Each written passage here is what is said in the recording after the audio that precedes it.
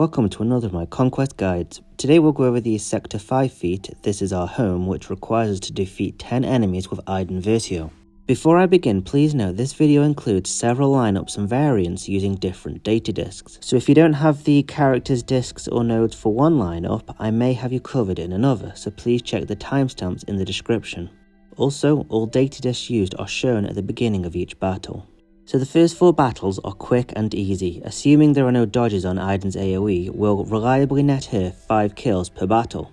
The strategy for battles 1 to 4 centers on your team going first, achieved with either Lord Vader or Han, triggering ruthless swiftness, unloading of debuff heavy AoEs boosted by amplify, agony and volatile accelerator, then taking out the enemy in one shot with Iden's AoE. The non-Lord Vader lineups use Dash and Han, and Gideon if farming a Geonosian node. So Han opens up, this will boost your team's turn meter through ruthless swiftness.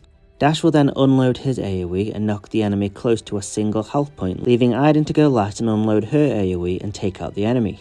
You can attempt this on multiple nodes. Palp nodes works great, simply open up on Snowtrooper. From my testing, he usually doesn't survive Dash's AoE, so we want to burn Han's opening on him and not deprive Iden of a 5th target. Dash will then follow up with his AoE, with Iden finishing the battle with hers.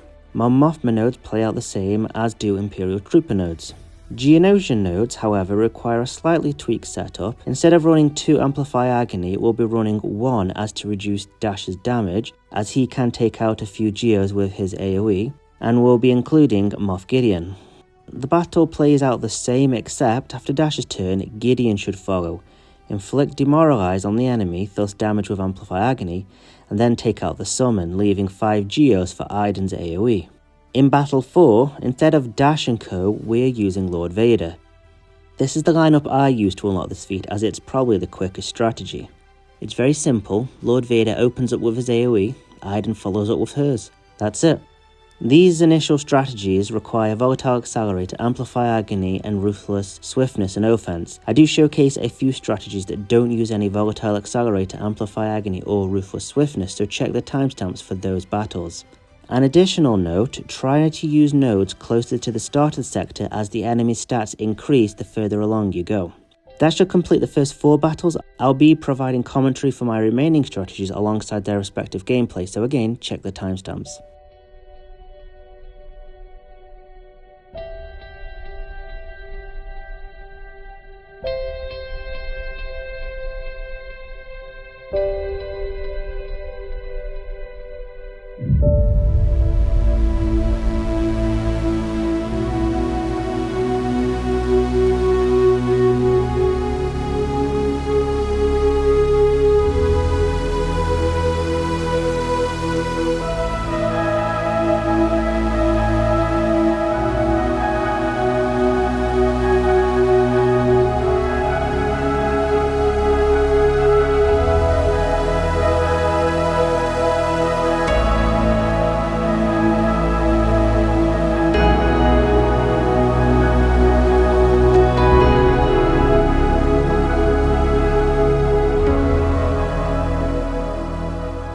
For my next strategy, Battle 5, we'll be utilising Volatile Accelerator with Palpatine's lead.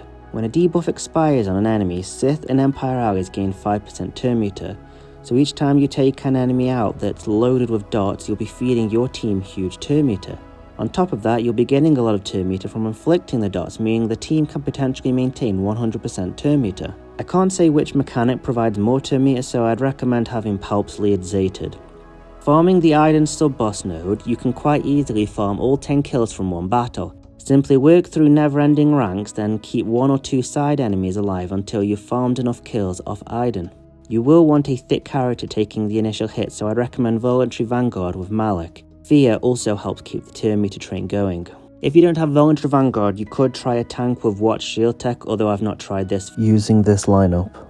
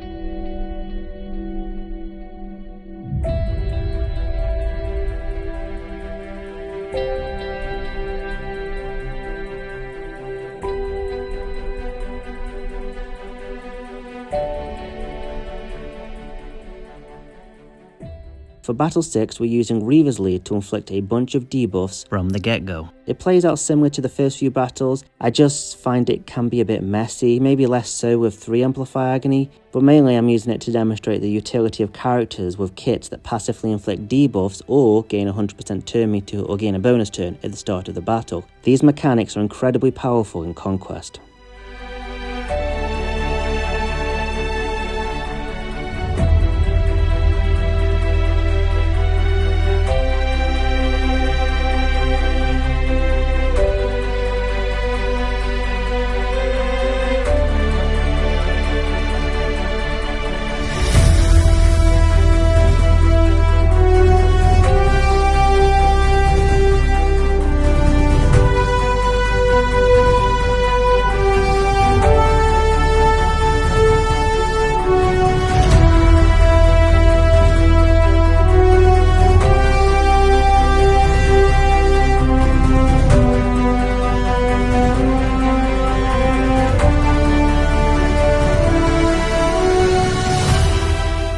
Battle 7 demonstrates another excellent use of invasive endings with volatile, accelerator and amplify agony, footage again provided by Koji.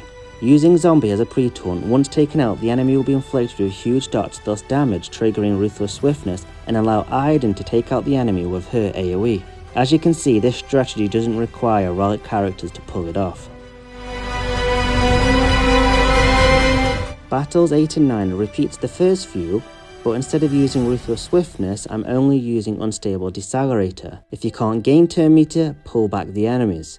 Again, this is a straightforward battle for Lord Vader. He'll go first and pull back the enemy's turn meter, leaving Iden to take them out. The dash lineup, however, will require a pre-taunt or ideally a thick character with volatile vanguard to soak up the initial attacks.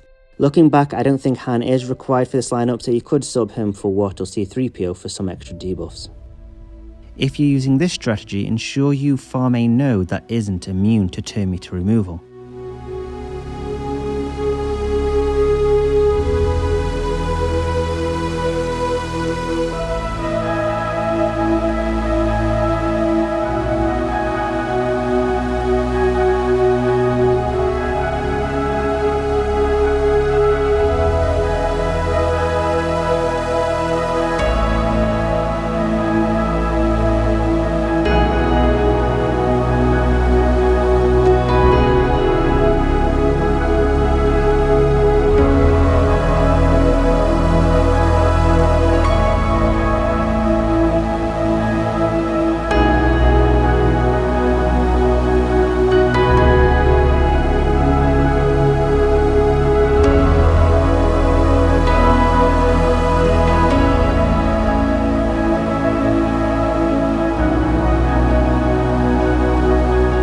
Battles 10 to 12 utilizes Traya's lead to whittle down assist-heavy teams and provide multiple opportunities for Iden to easily take them out. As the enemy is receiving damage equal to 35% of their max health each time they attack out of turn, teams such as Mon Mothma and Geonosians quickly get put in the red. This strategy is great if you're unfortunate enough to not get a volatile accelerator or amplify agony. You will need a thick character to take marks from voluntary vanguard, and ideally boosted by protection shield. I chose General Kenobi as he doesn't counter, but I'd suggest you use your strongest character in his place if you've got voluntary vanguard, otherwise you'll want a thick tank with Watt's tank tech. Battle 10 has the most basic data setup out of the 3 final battles, only using voluntary vanguard, protection shield and a ruthless offense. However, you can plug any others in to guarantee you get the job done, as Battle 12 demonstrates. Additionally, you can farm all 10 kills from one battle using Scarif Rebel Pathfinder on a Mon Mothma node. I'd suggest try not kill off anyone with Iden's AoE until you're sure you'll hit your 10, as the more enemies there are, the more they'll attack out of turn and trigger Traya's lead, which you will need zated. So that should be everything. If you have any questions or suggestions, let me know below or find me on Discord. Till the next video.